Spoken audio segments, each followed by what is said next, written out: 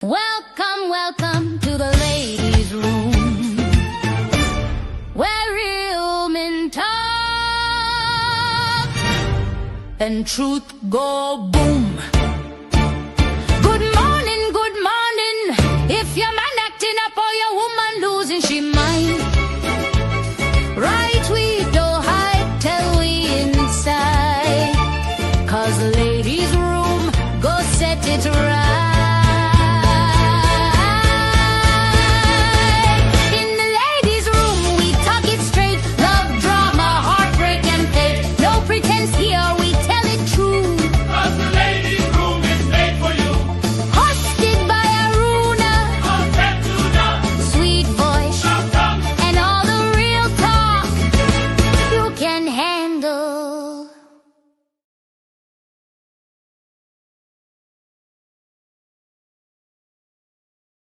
Welcome, welcome to the ladies' room, where real men talk and truth go boom. Good morning, good morning. If your man acting up or your woman losing she mind, right we don't hide till we inside, 'cause the ladies' room go set it right.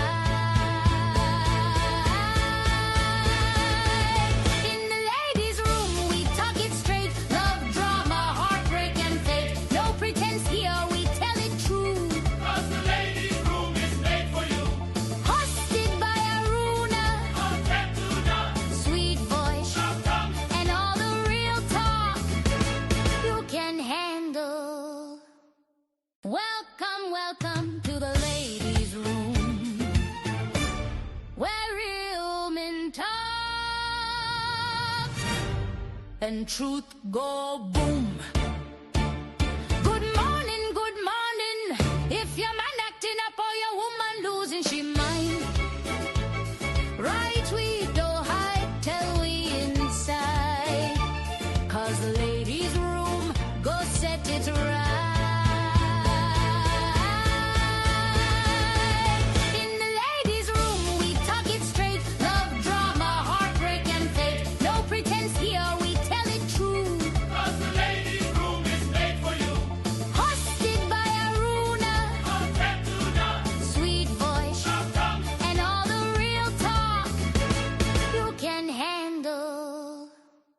Welcome, welcome to the ladies' room, where real men talk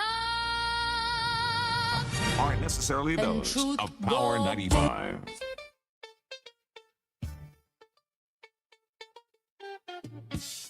And this is where we say welcome back once again to the ladies' room, the final one for the week on this final Thursday in the month of February. Yep, it is the 26th already. So I just wanted to take the time out to say good morning and happy birthday to all those celebrating birthdays today. It's a wonderful day to have a good day, right? And of course, we are being powered up by St. Augustine Medical Services, Land Store, Western Union, and Beacon Insurance. Thank you so very much for making the room possible yet again. And of course, we got a very, very, very interesting program ahead of us. So if you're already here in the room, kindly share the live. Those of you listening on radio 95.1, 95.3, or the Power app, thank you so much for being here.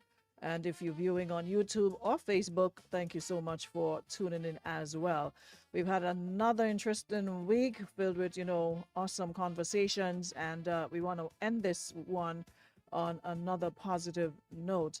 All right. Did promise you, of course, International Women's Day coming up on the 8th of March. And we started way before every Thursday, bringing in a woman to speak to us, so we can be inspired. We can learn about, so much things. And that's what it's about. Women in power. That's what we are doing on a Thursday. And today is certainly no exception. So Shantae, yep, just kindly share and ask the others as they come in to do the same. So before we jump into the conversation, of course, the Media Awards that is coming up. And as always, we do this every time. Ask you to cast your vote. You can check out our Power page, our Power Facebook or IG page, or my Facebook page for the link so you can cast your votes. And of course, remember, we've been nominated for the best talk show, which we won last year, the best radio personality, which we won last year, and they've added a new one to it, the best digital online media personality. Of course, last year we had the three awards. I'm not seeing one of the three, but there is the best talk show, the best radio personality, and the best digital online media personality category. So just hit the link and you can vote for me in any of the categories. All right. If you've done so already, I want to say thank you so very much. And I truly appreciate you for doing that. All right, so we're going to jump right into it. You know, whenever we have guests, we don't do the roll call because it takes up a bit of time and we value every minute, every second, because you know how quickly this hour flies. So we have to get a move on. But again, kindly share and get everyone else to be part of this morning's conversation. All righty? So we're getting into it. So good morning again and welcome back to the ladies' room. And this morning's conversation is for the woman who's been, you know, holding everything together for everybody else. And we've had a rough couple, you know, weeks with, you know, the death of the two young ladies. And then Tuesday, we had reports of another incident involving domestic violence. We've been doing a lot of work on domestic violence, gender-based violence, etc., abuse, and all of that. And we've been having a lot of conversations. So this morning's conversation is for the woman who's been holding everything together for everybody else while, you know, quietly falling apart inside. And it's also for the woman who keeps showing up strong but hasn't checked in with herself in a long time. And also for the woman who knows she's meant for more, right? But isn't quite sure how to step into it yet. So today I'm sitting down with best-selling author, leadership strategist, and of course, a bold voice for women's empowerment. And I've been catching my nenin to pronounce your surname. And it was told there was no, because yesterday I was like, Kuchion, and there's like, no, there's no Eon. It's just Makuchon. Makuchon. So that is something I had to find out. What is the proper pronunciation yesterday? Thank you so much, Janelle. She was like, no, that's not how you pronounce it. So, you know, we're going to unpack her powerful book, Unfiltered and Unapologetic. We're talking about healing after heartbreak, finding your voice again, rebuilding your self-worth, and what it truly means to live boldly as a woman. Yeah? Because boldness isn't about being loud. It's about being honest. And sometimes the most powerful thing a woman can do is to stop shrinking. And I've been telling you guys that, and you're probably not listening. So I decided to get another powerful voice to help me teach you guys about that. So today, she's in the room. Welcome, welcome, welcome, Judy. It's indeed a pleasure to have you here. So welcome, and I hope it will not be your last either, but welcome to the room. Thank you very much for having me, and good morning to your listeners. Fantastic. All right. So before we get into it, maybe you can just start off quickly, you know, by telling my audience a little about yourself, and then we'll take it from there. You said all of it in the introduction. I'm a mom. I have two girls. They're no longer teenagers. They are early 20s. And I am a consultant. I do a lot of work with leaders in organizations. And I am very, very passionate about working with women and helping them to see themselves for who they really are.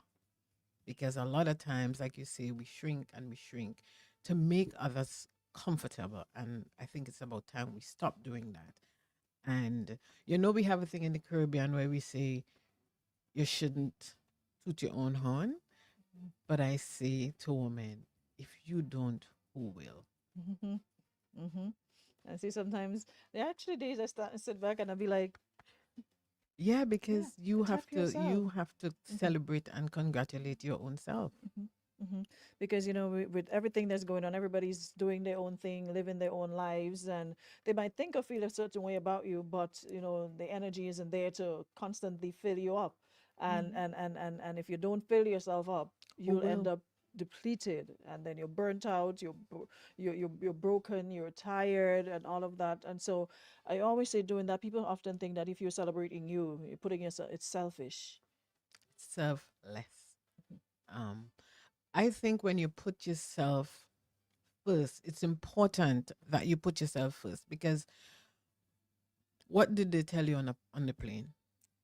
Put on your seatbelt, Put your mask on put in your mask, first. put on everything. Because if you're not good for you, you're incapable of being good for anybody else. So you must make sure that you are okay first before you can look after others. When did you first realize your voice had power, not just to speak, but to change lives? You know, I don't know. I can't remember when, but I just remember having conversations with people. Like people would always come to me to have conversations. And when they leave, they will, when we're done, they will say to me, I feel so much better. And but I think is during COVID, what really struck me the most was it was my 16-year-old daughter and I alone because no school, nothing. And we would have these amazing conversations. And then she said to me one day, Mommy, you are so inspirational. You talk to me and you make me see things in such a different light. Thank you so much. So hearing it from a 16-year-old, I guess, did something. Mhm. And who better than I always tell people, I tend to appreciate compliments from children. When I'm walking through town and I come across a bunch of school, and it's filled with sincerity. There's no I have to wonder, is this coming Is from this the place? It's always real, and they say, yes, we admire you, yes, you do.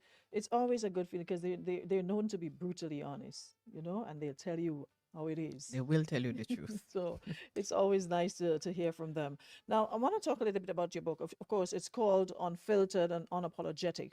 What finally made you say it's time to write this now? Unfiltered and unapologetic is it's not a book about being louder. It's a book about being more honest with yourself. I wrote the book at a point in my life where I had experienced loss. I went through a divorce.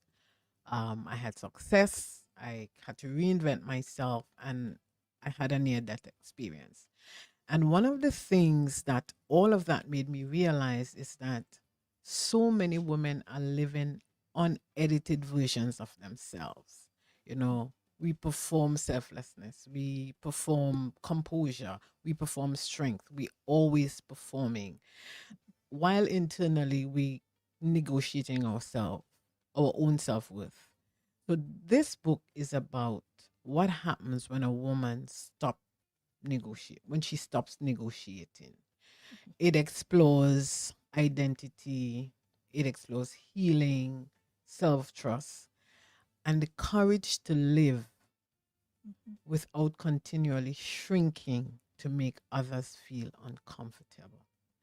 So, because I had gotten to that point already, I thought, why don't I share my experience? If it can help one woman to see herself as for who she really is, then I would have made a difference. And you speak openly about it in your book, the divorce, loss, and of course, like you said, rebuilding yourself, rebuilding your self-worth. Was there a moment when you realized you had to choose yourself or lose yourself? After becoming a mom, because my kids are like exactly 52 weeks apart, Mhm. you get lost. You lose your identity in caring for everyone. You forget to care about yourself. And I remember one day thinking to myself, where did I go? And I made the decision I need to stop abandoning myself, because that's what we do as women. We abandon ourselves in the sake for everybody else. We always praise for being everything to everyone, but overfunctioning really isn't a virtue. Mhm. It's a survival pattern, Mhm. and we must get out of survival mode if we are to live our lives fully and fully expressed, because a lot of times as women we are not broken, we just simply underexpressed. And to be fully expressed, we really have to come back home to ourselves. And you're so right about that, because our society often compliments women for being, oh, you're so strong. Mm. People is like, oh, you're so strong. I admire your strength. While you probably, you're screaming silently, you're hurting, and you have to keep up this facade of being, so strong, and you have everything together, and we're not taught, okay, no, it's okay to break down, it's okay to cry, it's okay to express, because like you said, we have to be everything for everybody. You're not doctor, nurse, your wife, you caretaker of your home, you also have a career, your mom, your teacher, your nurse, your doctor, you're everything. And I don't think for people often stop and think of it that way. That, like, if you overload a socket, what happens? It blows. See, many of us were taught to be accommodating before we were taught to be honest. To be strong before we were taught to be soft with ourselves. And all that performance is exhausting. It really is exhausting. And if we if we don't pull back, we are going to crash, because no matter what you do, it eventually comes to a head. And it's either you crash. You see so many people talking now about the mental health, the mental health, the mental health. Mhm. We can fix that before it gets to that point, simply by remembering who we are. And sometimes we have to be willing to lose people along the way to get back to ourselves. Because one of the things that we don't have are boundaries, Mm. not walls. A lot of people have walls, but I'm talking about boundaries. Mm. And boundaries is not, you're not rejecting anybody with a boundary. A boundary is a declaration of self respect. These are the things that I will accept, these are the things I won't accept, and these are the consequences if you cross my boundaries. And so sometimes when we have been available to everyone, and then we start putting boundaries in place, people start pulling back, and people start telling us that we're selfish. Mhm. But it's okay to be selfish, because sometimes we need to remember who we are so that we can keep choosing ourselves over and over again. Mhm. And you often get, oh, was she playing? You used to do this all the time. You Mhm. used to be that all the time. What you Because you saying were now? you were so available to everybody Mhm. except yourself. What did healing look like for you in the beginning? Was it messy? Was it quiet? Was it angry, spiritual? What was it like for you? So I like to say that healing really isn't about fixing yourself. Mhm. It's about telling yourself the truth. I have had to really look at my life honestly and tell myself, okay, these are the things you have done. This is where you've been. These are the things that you did not do. And this is where that has gotten you. And learn to sit with myself. One of the reasons why it's facing yourself is the hardest thing that you will ever do. Mhm. And so it's one of the reasons why people don't sit with themselves, because it is incredibly painful. And it's incredibly empowering as well. Listen, Mhm. what if you manage to sit with yourself and really feel those all those emotions, because what it is that you feel the emotions, and because they're so strong, you push them down, you push them away. they're going to keep coming back, because what these emotions want is for you to acknowledge that they exist, and that's simply telling yourself the truth. This is how I feel. This is why I feel how I feel. And if we're able to let those emotions pass through us, because they will pass, then you come out stronger in the end. And a person who can sit with themselves, a person who isn't afraid to be alone, is an extremely powerful person. And for me, as much women as could get to that point as possible, we will be a force to be reckoned with. The things that happen to us, we won't allow it to happen to us, because we know what it feels like to hurt, and we know what it feels like to heal.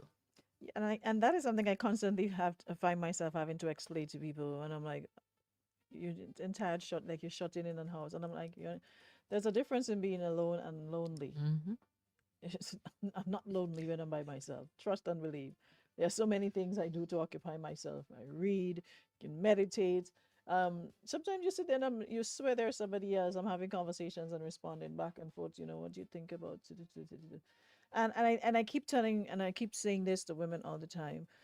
When we're able to get to that place, we wouldn't feel the need to be, jumping here, there, and everywhere in every relationship, because you're feeling you're looking for that connection. Once you're able to connect with yourself, that you will take your time getting to the next person. It wouldn't be no rush to get there. And a lot of the times, I think we jump into it because of that fear of being alone Mm-hmm. and being by ourselves. The constant busyness, when I see people, women, being constantly busy and always having to be somewhere and be out and be doing this, and moving from one relationship to the next, it really signals to me that that person is in survival mode. And the Mm-hmm. more we exist in survival mode, the worse it is for our system. Our nervous system needs a rest. When we consistently in survival mode, we don't get the rest. Our system doesn't get the rest that it needs, and a lot of the diseases that we experience comes from your nervous The system system, in the stress overload. we put Yes, it's on our stressed. system. Yeah. Mm-hmm. So we as women need to learn to pull back, to refocus. We just need to learn to stop abandoning who we are, to remember who we are, and move from there. Many women are listening. Many women listening now. They are trying to rebuild. Some are rebuilding right now. What's something you wish someone had told you during this season? I wish that I had an elder to sit with and really talk through what was happening with me. Mhm. So to get some wisdom, I really wish somebody had said to me, it's going to be okay. Because a lot of times we don't know, because we're going through what we're going through, and we don't know what the end will look like. So I honestly, I just wish somebody had said to me, don't worry, it's going to turn out okay. And then maybe some of the decisions I made, I would not have made them. But now that I know that, I speak to my children all the time, letting them know it's not the end of the world. It's just a part of it's just a part of life. You talk about women putting themselves last. Why do you think so many of us are conditioned to shrink? Let's look at how we grew up. We're in a home with maybe, five boys, Mhm. four girls, three girls, whatever. Who are the ones that always have to be doing everything for everyone? It's always the girls. The girls have to cook. Mhm. The girls have to wash. The girls have to iron. The girls have to clean. The girls have to do everything. While the Go boys outside are and out play. running Hmm. around And they're doing told that doing go outside everything. and play. Yeah. And that's how we are conditioned. And we take that and take it all the way into our adulthood without ever stopping to think, what am I doing? Why am I giving away all of me consistently without taking anything back for me? Mhm. And so it's a conditioning, it's a socialization. And our parents do it to us because it was done to them. And so the cycle continues until we get to the point where we say, no more. There are no gender roles. I grew up with no gender roles in my house. My mother always said, if the boys can sweep the yard, you can sweep the yard as well. And she said to my brothers, if the girls can cook, you can cook as well. So I had my mom as a great example of there are no gender roles because she's a single mom. So everybody had to chip in to do every single thing. And I know that we have loads of single moms out there listening. Let's not perpetuate the things that were done to us. Let us try as much as we can to raise well-balanced children.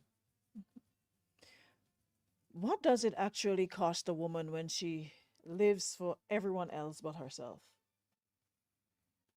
It costs her herself, and that's extremely expensive. Because at the end of the day, what do you have to show beside exhaustion for doing everything for everybody?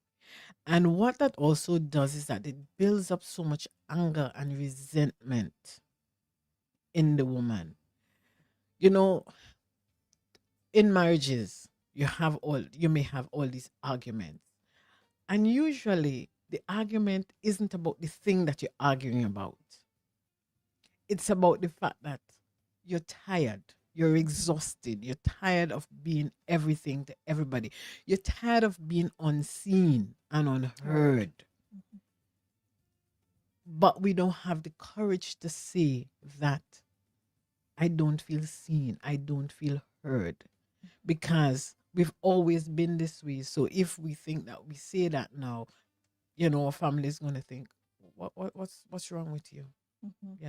And then when we compound all of that with all the other things that we have to go through as women, menopause and so on, it gets explosive, and we just eventually completely lose who we are in service to everybody else. In the book, you describe, spirituality becoming an inside job, after your near-death experience. What shifted in how you saw yourself and your purpose? When you realize that life is not guaranteed, you stop negotiating with yourself. I remember listening. I was on the trolley at the door of the emergency of the theater, and the two doctors were having a discussion. And one was saying to the other, I'm not going to give her the anesthetic. And the other one said, well, you might as well give it to her now because she's good as dead anyway. And hearing that made me thought to myself, Judy, what did you do with your life?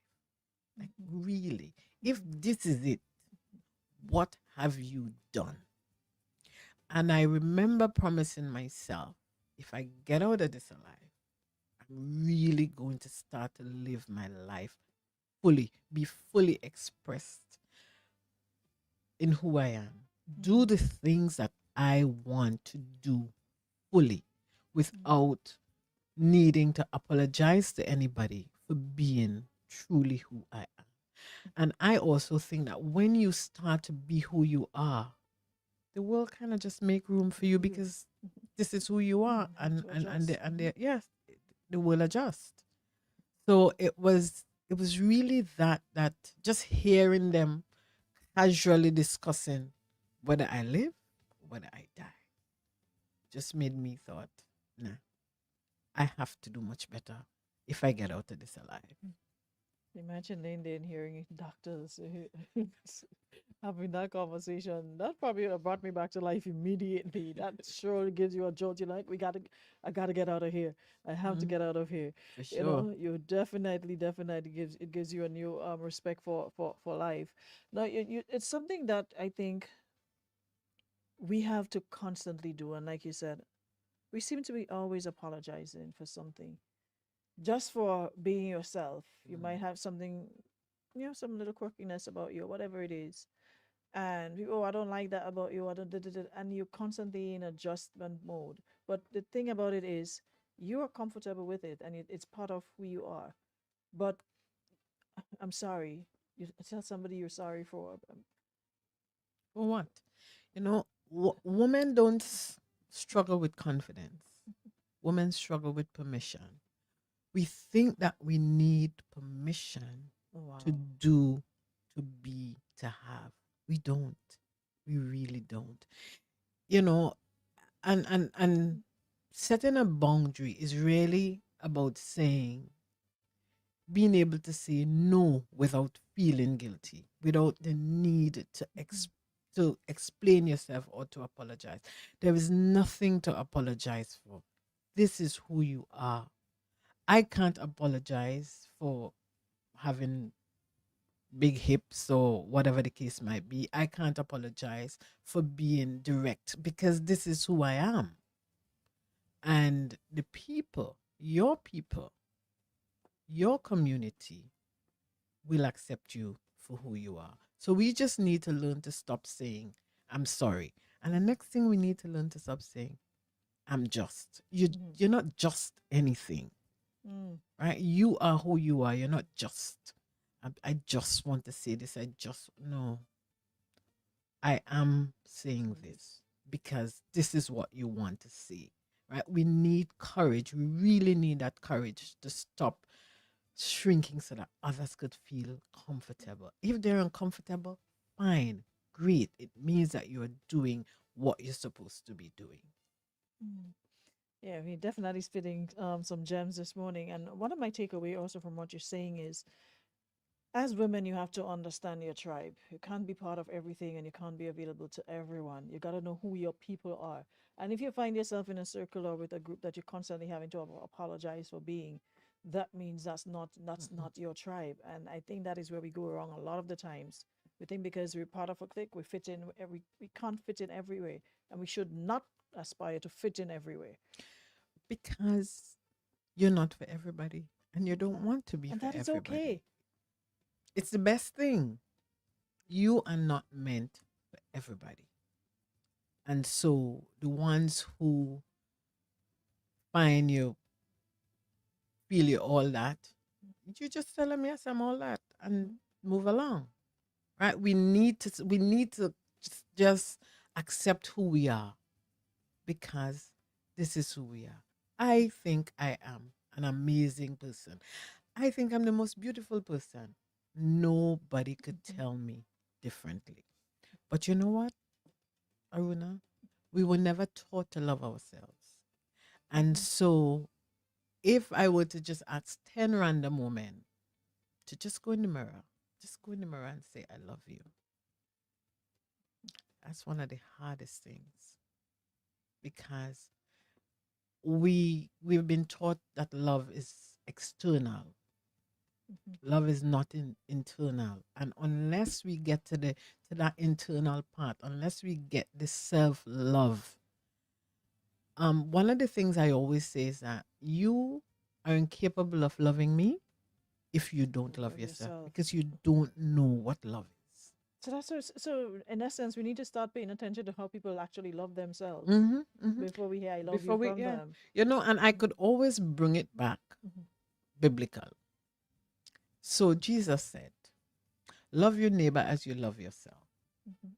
That indicates something. It indicates that before you could love somebody else, you first have to love Love yourself. you. Mhm. And that is what a lot of us are missing, that self-love piece. Because I swear, if we did, we'd make some way better choices. We'd make some We way, certainly will. way better choices. Because days I sit back and I just laugh sometimes because what do you think about if I had known then what I know now, and if you had actually put in the work,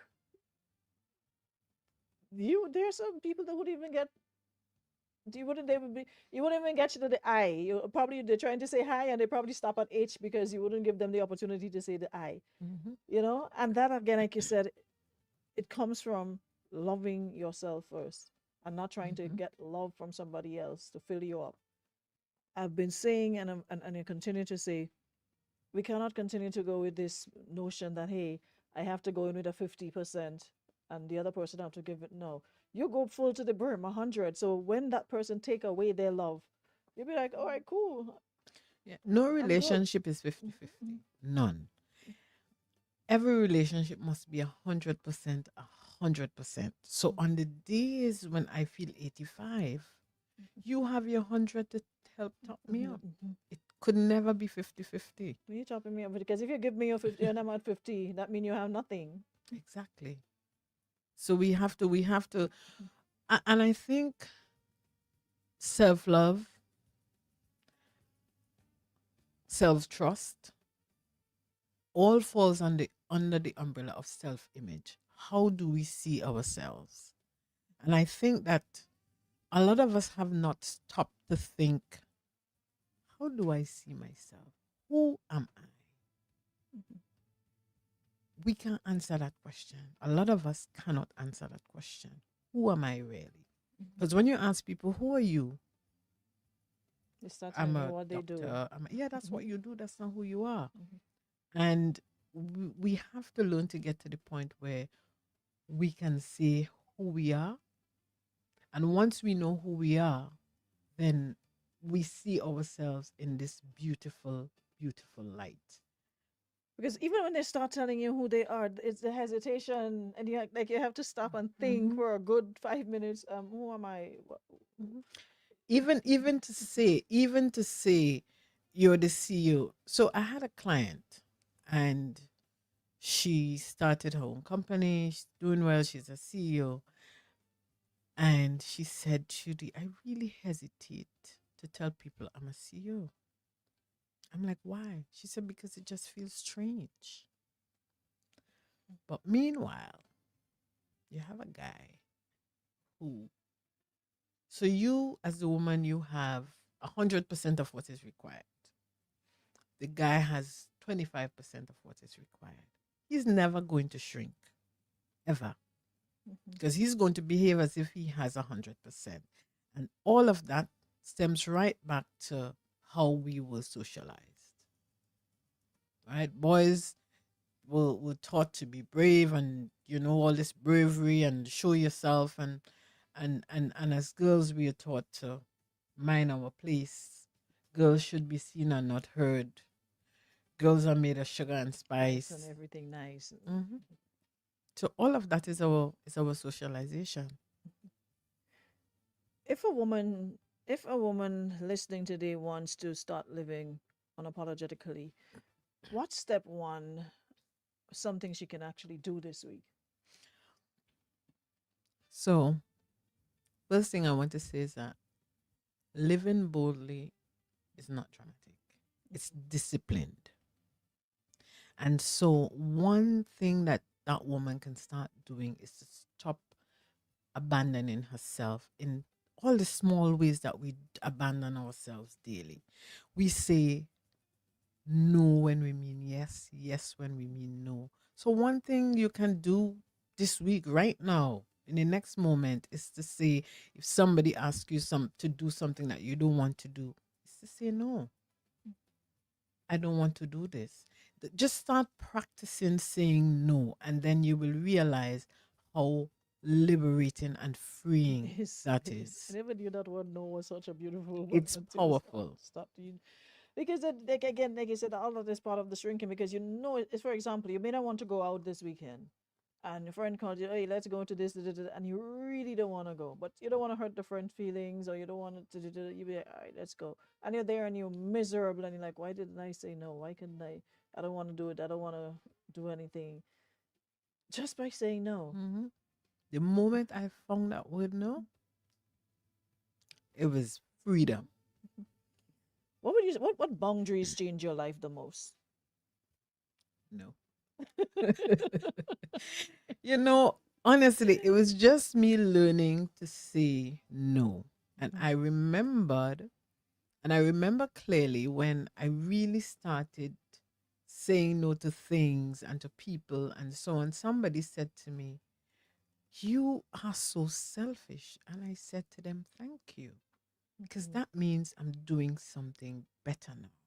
So learning to say no, it was like the first boundary I put in place. I'm not going to do anything that I do not want to do or things that make me feel uncomfortable. I am not doing it.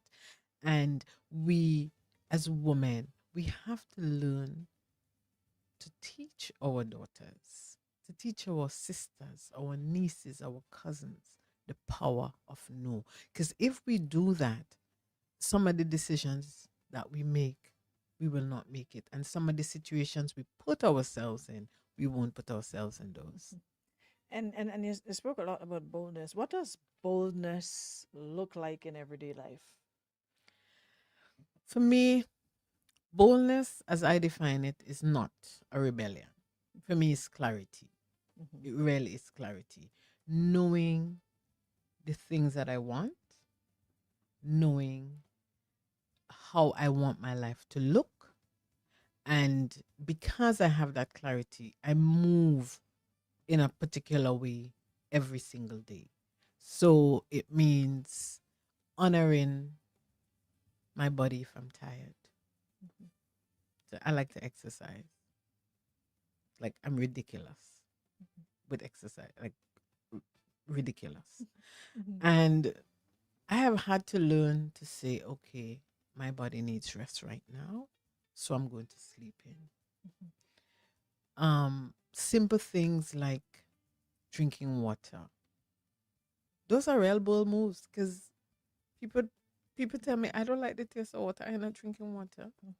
Right? I have a friend who's a doctor, and she said she has a 21-year-old kidney patient. Wow. Drinking water is a bold move. Eating right. Right? It's easy for us to just go and buy all the things and eat all the things, but it's hard for us to consciously go to the supermarket, buy the vegetables, buy what we need, and cook so that we can eat healthy. Those are really bold moves. So it's not anything big and dramatic. It's really choosing yourself over and over and over consciously. We're almost at the end of the program, but I got two more questions. When women finish your book, and I really hope you'll have them back in stock soon, so we can get more women in on it. Because trust me, you pack some serious punches in that book. What do you hope shifts in how they see themselves? You know, when women read this book, I don't want them to just feel inspired. I want them to feel authorized. I want them to know that they don't need permission from anybody to do anything, to live their life on their own terms. So it's for me it's like a liberation to say, yes, I can do this my way. So that's what I would want them to do. Really feel authorized as well as inspired. And for the women, what would you say to the woman listening who feels invisible, who feels tired, or just unsure of her worth today? Because in light of all that has been going on with women, and I've been to so many forums, etc., speaking speaking about what's happening with women, like I said, the gender-based violence, etc., and it's really, really, really, really bad in terms of domestic violence and gender-based violence against women. It's really, really bad. Some of the situations women are in, and can't seem to find the strength to get out of those situations. um what would be your final word to a woman listening today? I want women or the woman that's listening to understand that you don't need to become anyone else to live boldly. What you need to do is to be a lot more honest with who you already are. And when honesty really requires us to look at ourselves, look at our situation and say, this is where I am, but this is not where I want to be. And for those who are in domestic violence situations, I want to ask you to seek help. Find someone that can help you. Find someone that can get you out of the situation and get you the help that you need so that you can really start thriving and putting yourself first. What I also want women to remember is that stop negotiating your worth. Really stop negotiating your worth. Stop abandoning yourself. Because I want you to know that when a woman stop abandoning herself, everything changes because you start choosing you more intentionally. And I think that is the word, intentionally, because we are going into it half-heartedly. We're not intentional about our whys. Why are you here? What is your purpose? And that is something I've been telling women to start doing. Start examining, paying attention to your why. You're not just here to procreate, not just here to have children, and that's it. There must be more. There must be more. You must have some sort of purpose. And once we get to that stage, like I said, there are so many chances you wouldn't give to a person. The first sign, once you see that red flag, you wouldn't ignore it and think it's carnival somewhere. You would immediately flag it. Nope, I'm not willing. And that's why that's why you speak a lot about, the boundaries, etc. Boundaries are very, very important. Mhm. And I also think that uh once you know who you are, once you start choosing you, some of those people will not even enter your orbit, right? Because now you are operating at a much, much higher plane. And so you were up there, they are down there, so you never ever cross paths. Mhm. So really, I can't say this enough. Choose you and choose you every single day. Make the decision every single day you wake up to choose you and choose you consciously. But what you find, Judy, like you mentioned the up and you're up here, and then instead of staying up there, and if you're really into that person, encouraging them to come So, up, what do? We we come come right we down to lower be we there. lower our standards. But you know what?